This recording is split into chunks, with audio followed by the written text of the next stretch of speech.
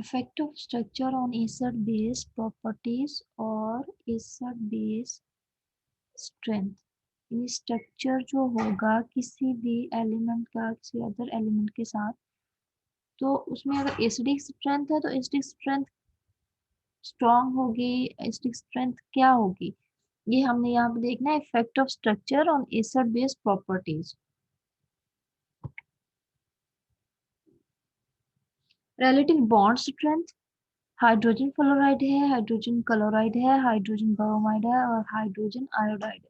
हमें पता है कि हाइड्रोजन फ्लोराइड जो है, फ्लोराइड का जो एटम होता है उसका बहुत स्मॉल साइज होता है, स्मॉल साइज में होता है। और हाइड्रोजन आयोडाइड जो है वो ग्रेटर इन साइज होता है।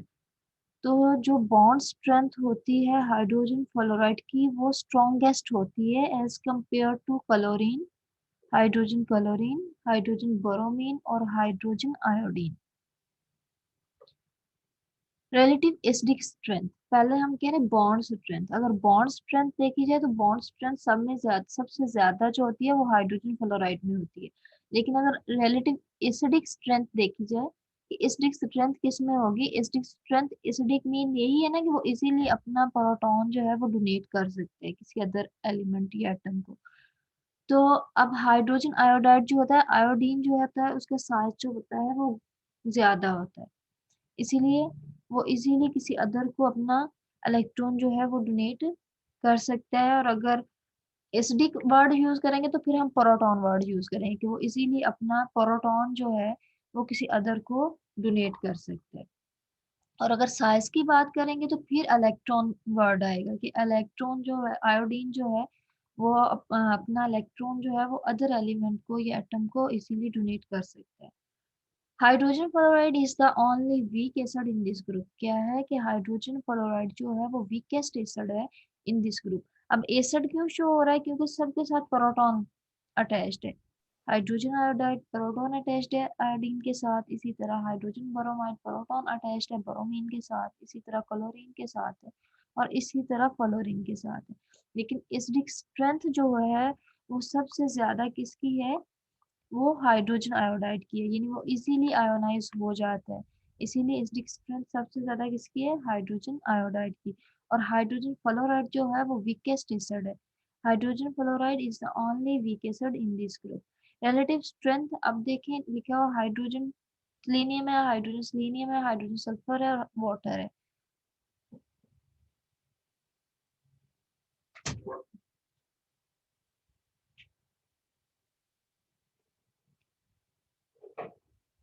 ऑल वेरी वीक एसिड्स, यानी जितने भी एसिड है, हाइड्रोजन सेलेनियम है H2 फॉर्म में जितने भी हैं, वाटर है, ये ऑल वीक एसिड्स हैं as compare to this one.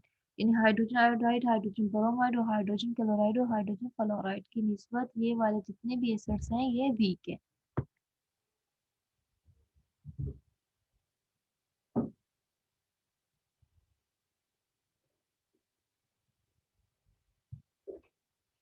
Effect of structure on acid base properties वही रहे। Electronegativity affect on relative strength of oxo oxides, यानी अगर ऑक्सीजन अटैच्ड है एसिड के साथ तो क्या इफेक्ट होगा उसकी रिलेटिव स्ट्रेंथ पे। इलेक्ट्रोनेगेटिविटी इफेक्ट हमने देखना है on relative strength of oxo oxides.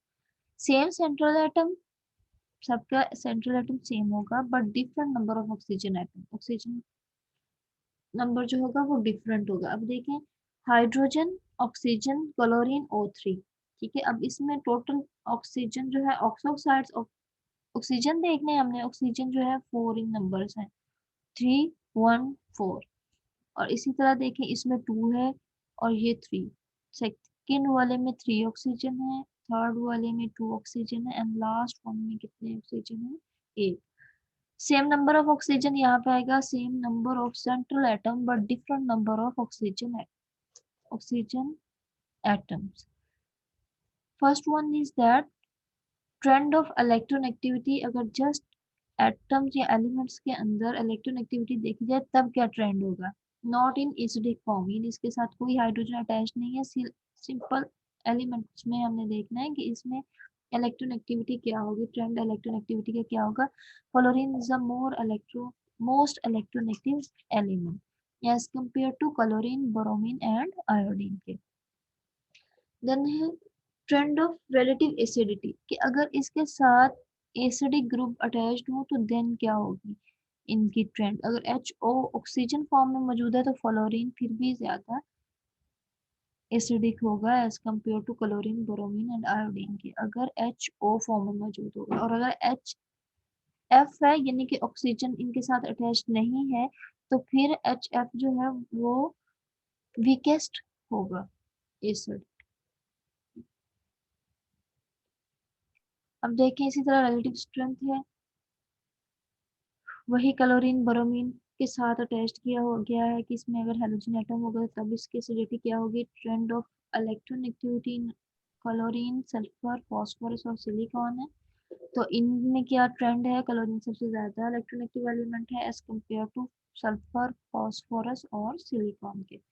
Relative acidity, अब रिलेटिव एसिडिटी अगर डिस्कस की जाए तो उसकी स्ट्रेंथ दी गई है। हाइपोक्लोराइट जो है HClO4 जो है इसमें ज्यादा होती है as compare to sulphuric acid H2SO4, और फॉस्फोनिक एसिड है, साथ में H3PO4 है, और ये वाला जो सिलिकॉन एसिड है।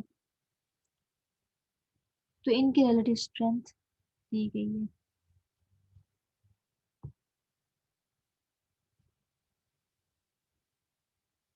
ये आप लोगों के लास्ट लेक्चर में से कुछ स्किप था तो मैंने इसलिए ये स्टिक स्ट्रेंथ के बारे में बताया आप लोगों को।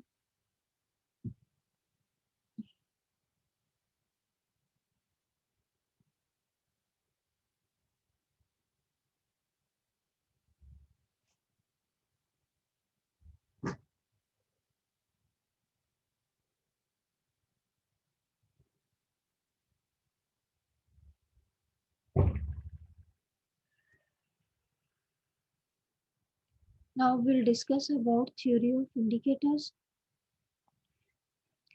An indicator is a substance. How we can define the indicator? Indicator की definition क्या होगी? An indicator is a substance which is used to determine the end point in a titration.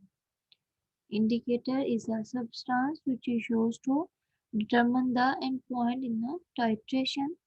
In acid base titrations कहाँ use करना है, acid base titrations में। Organic substances, weak acids और weak bases are generally used as indicators. क्या है, weak acids और weak bases को use किया जाता है एज इंडिकेटर्स। फर्स्ट वन क्या है, इसकी डेफिनेशन है कि इंडिकेटर वो सब्सटेंस है जो कि डिटरमिन करती है एंड पॉइंट इन टाइट्रेशन में। सेकंड क्या पॉइंट है इसका कि एसिड बेस टाइट्रेशन में ये यूज होती है। और वीक एसिड्स और वीक बेसिस जो हैं वो generally used as indicators. They change their colour within a certain pH range, कि ये कलर को चेंज करती हैं within a certain pH range में।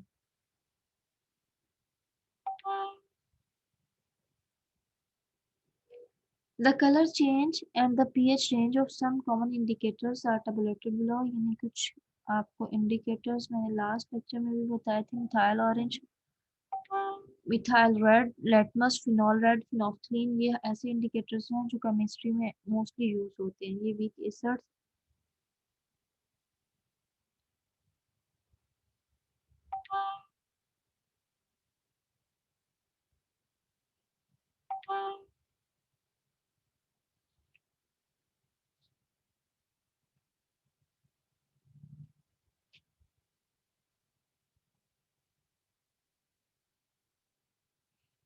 Methyl orange, methyl red, litmus, phenol red, phenolphthalein.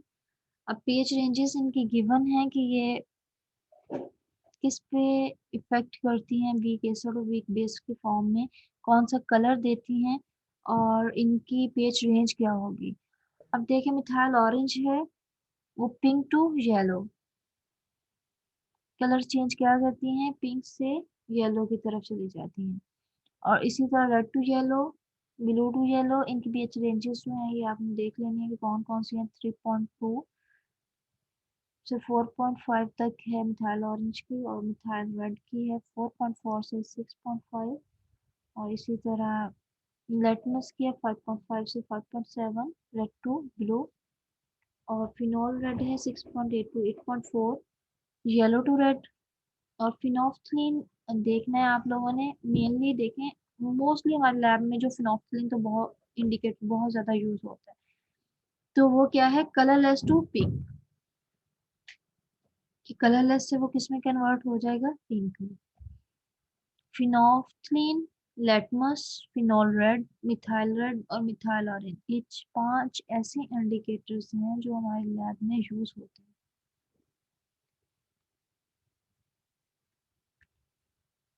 Theory of acid-base indicators. Two theories has been proposed to explain the change of color of acid-base indicators within change in pH. First one is that Ostwald theory. Second one is that Coinard theory. दो theories हैं जो acid base indicators को explain करती हैं। First one कौन सी है, Ostwald theory, और सेकंड कौन सी है, कॉइनॉर्ड theory. Ostwald theory. According to this theory, the color change is due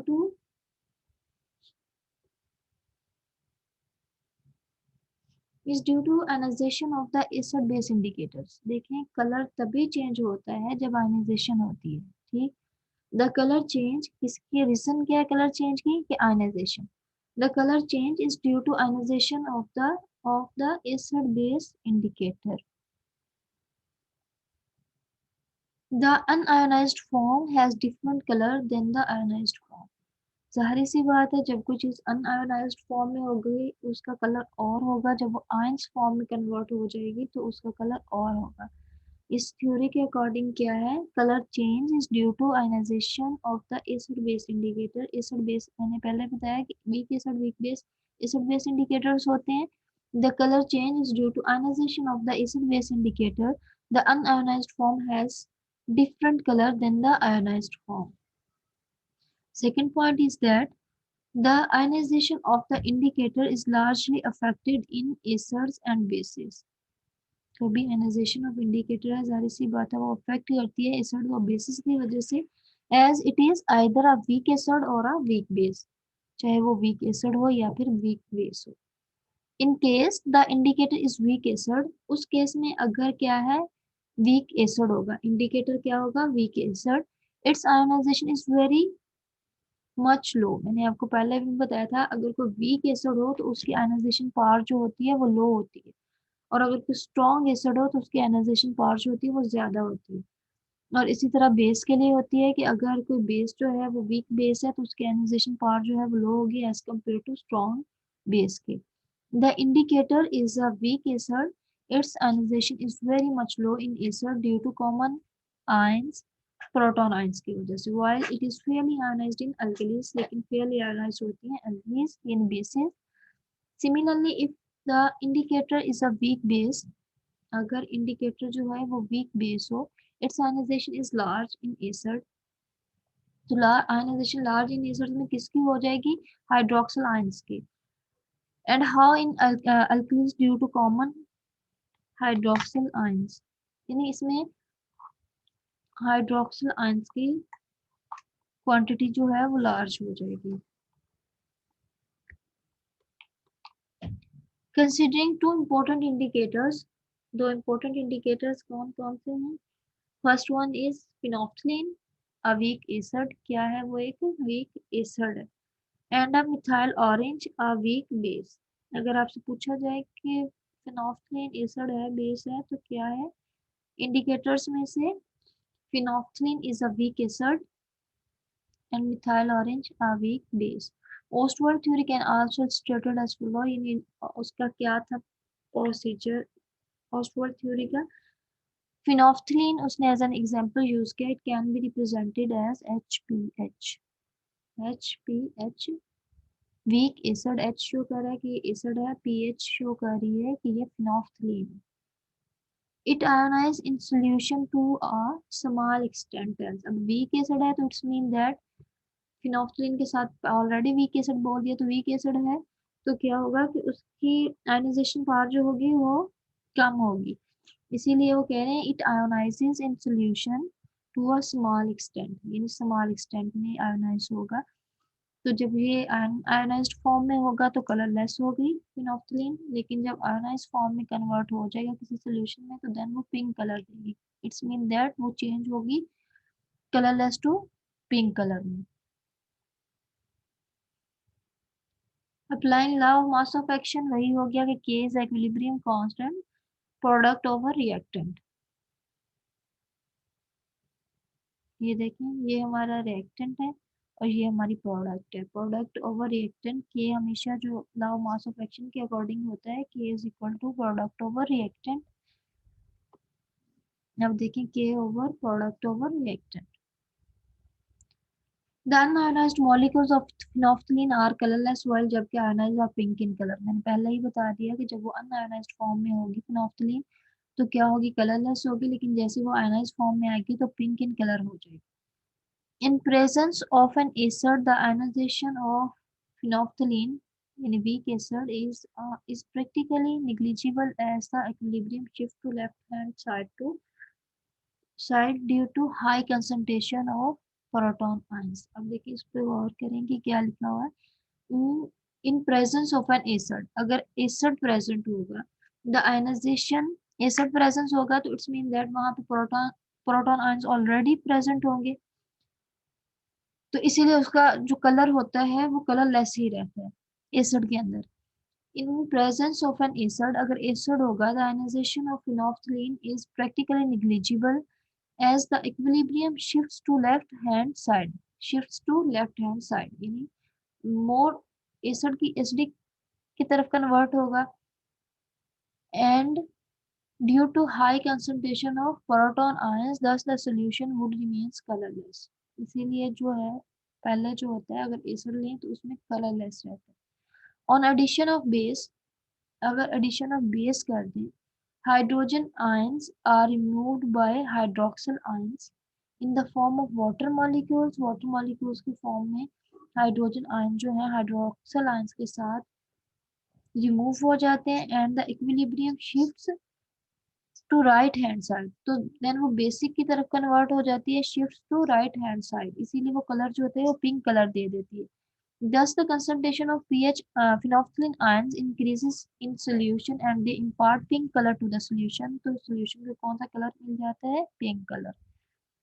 अब देखें जब एसिडिक मीडियम होगा तो क्या होगा, जब हम उसमें phenolphthalein ऐड करेंगे तो उसमें ऑलरेडी प्रोटॉन आयंस प्रेजेंट थे, तो उसने उसको और भी लेफ्ट हैंड साइड पे मूव ऑन कर दिया, मीन और भी उसको एसिडिक कर दिया तो वो कलरलेस हो गया। लेकिन अगर जैसे ही उसमें बेस था तो बेस में क्या होगा कि वो राइट हैंड साइड पे मूव ऑन करेगा, उसमें जो हाइड्रोक्सिल आयंस होंगे प्रोटॉन आयंस के साथ रिएक्ट करके वाटर फॉर्म में रिमूव हो जाएंगे और कंसंट्रेशन बाकी जो हमारी है वो वहां पे बेसिक इन नेचर आ जाएगी और इम्पार्ट पिंक कलर हो जाएगा। The concentration of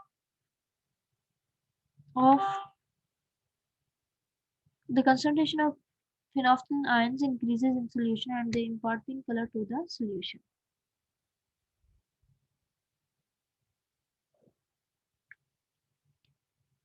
colour change in solution आप खुद देखें, फिनॉक्सिन यूज की गई है और पहले वो पीएच उसकी क्या थी, 7 है, और देन उसकी पीएच जो है वो 10 है।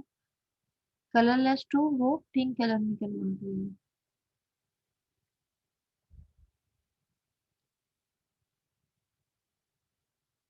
Henderson equation, how we can drive Henderson equation for an indicator। अब देखिए यहाँ पे क्या है, एसिड फॉर्म में इंडिकेटर एसिड फॉर्म में लिया गया है, एच एसिड को शो कर रहा है, आई एन इंडिकेटर को, plus water plus base form, उसने क्या प्रोडक्ट में दिया, बेस फॉर्म प्लस इंडिकेटर। अब कंजुगेट एसिड बेस पेयर है, ये क्या है, कंजुगेट एसिड बेस पेयर। अब every acid form the conjugate base and every base form the conjugate acid. अब देखें वही law of mass of action के अकॉर्डिंग क्या है कि यहाँ पे रिएक्टेंट ओवर प्रोडक्ट के आई एन, वो क्या कह रहे हैं, आयनाइजेशन कांस्टेंट फॉर इंडिकेटर। के आई एन जो होगा वो क्या होगा, इन ionization constant for indicators.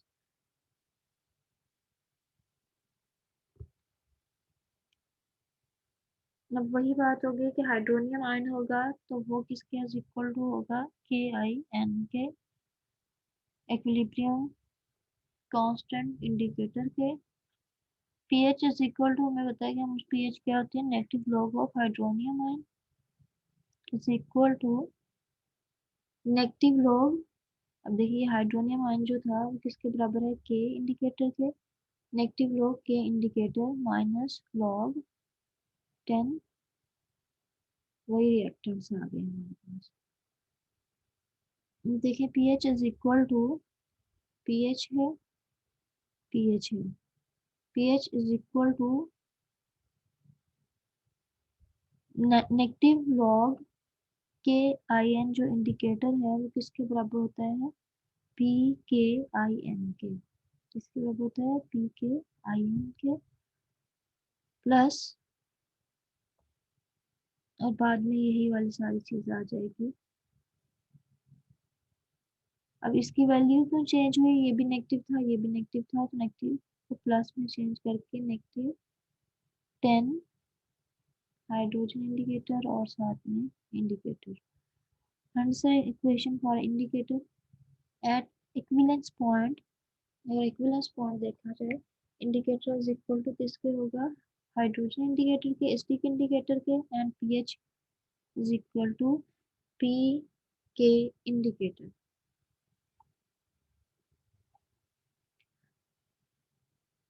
Second हमारी एग्जांपल क्या है यहाँ पे, मिथाइल ऑरेंज की।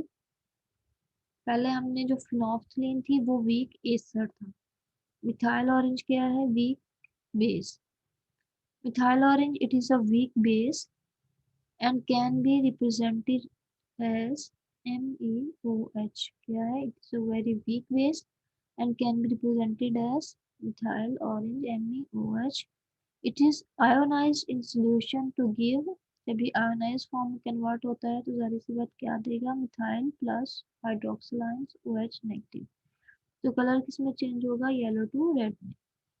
इन प्रेजेंस ऑफ एन एसिड, अगर एसिड प्रेजेंट हो देन क्या होगा, hydroxyl ions are removed in the form of water molecules. तो हाइड्रोक्सिल आयन जो है वो रिमूव हो जाएंगे हाइड्रोक्सिल आयंस के साथ, and above equilibrium shift to right hand side. तो क्या होगा, राइट हैंड साइड की तरफ शिफ्ट हो जाएगा तो कलर रेड दे देगा।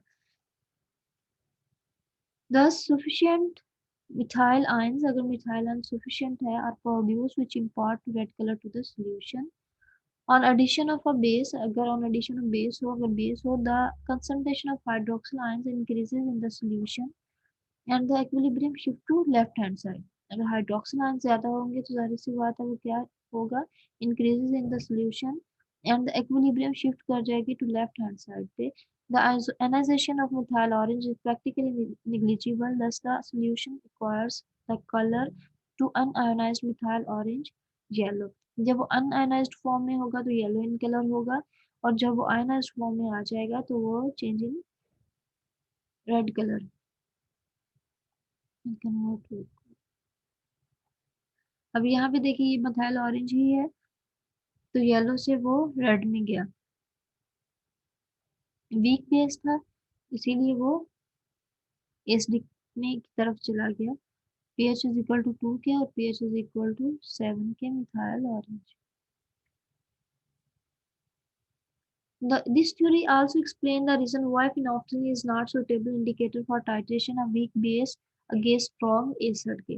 वो कह रहे हैं कि ये थ्योरी ये भी एक्सप्लेन कर रही है क्या रीजन है कि phenolphthalein जो है is not suitable indicator for titration a weak base की अगेंस्ट स्ट्रॉन्ग एसिड के। अब phenolphthalein जो है वो स्ट्रॉन्ग एसिड तो नहीं है, वो स्ट्रॉन्ग, वो वीक एसिड है, ठीक है। तो क्या होगा, वो इसीलिए सूटेबल नहीं है कि अगर हम स्ट्रॉन्ग एसिड की टाइट्रेशन के साथ उसकी टाइट्रेशन करवाना चाहें ड्यू टू उस वीक एसिड की वजह से। Phenolphthalein, why phenolphthalein is not suitable indicator for titrating a weak base against strong acid के। The hydroxyl ions furnished by a weak base are not sufficient to shift the equilibrium towards right hand side considerably। pH is not reached to 8.3, यानी pH जो है वो आगे की तरफ move on नहीं करती बल्कि बैक की तरफ मूव ऑन करती है, इसीलिए उसकी pH जो है वो इक्वल टू आ रही है 2 के। Thus the solution does not attain pink color Similarly, it can be explained why methyl orange is not suitable indicator for the titration of weak acid with strong base के साथ. Coinoid theory है.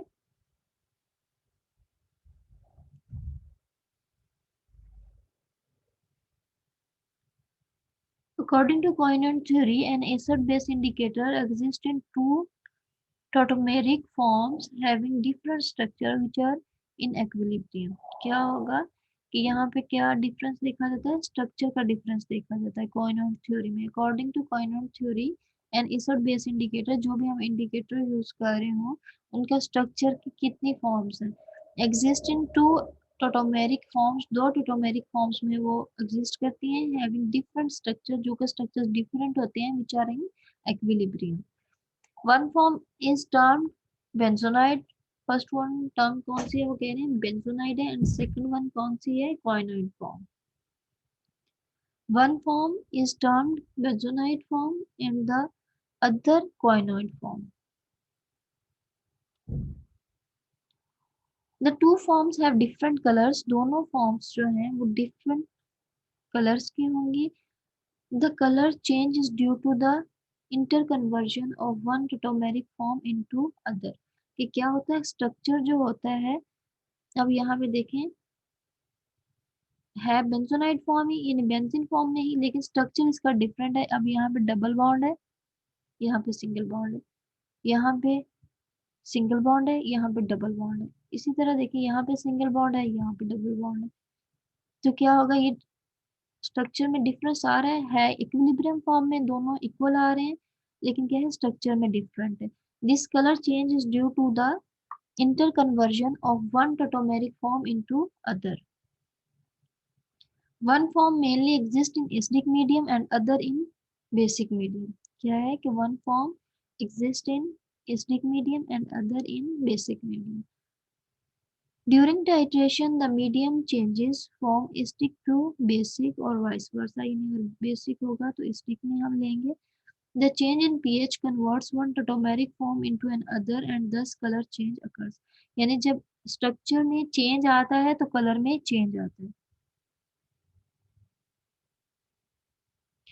Phenolphthalein has benzonaide form. Phenolphthalein क्या है, has benzonaide form in acidic medium and it is colorless.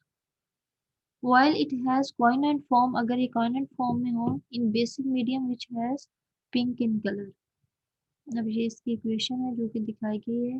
Phenolphthalein की अगर वो benzenoid form में होगी तो एसिडिक मीडियम होगा और कलरलेस होगी. और जब ये कोइनॉइड फॉर्म में चला जाएगी, यानी स्ट्रक्चर इसका थोड़ा चेंज हो जाएगा, तो इन बेसिक मीडियम में which has given the pink colour. Methyl orange की भी यही रीजन होगी, हैज कोइनॉइड फॉर्म, कि इसकी कोइनॉइड फॉर्म होती है एसिडिक सॉल्यूशन में, and benzenoid form in basic solution में the color is benzonaide form is yellow while that coinoid form is red. कि जब वो benzonaide form में होगी तो उसका कलर येलो होगा और जब वो coinoid form में आ जाएगी तो उसका कलर रेड हो जाएगा.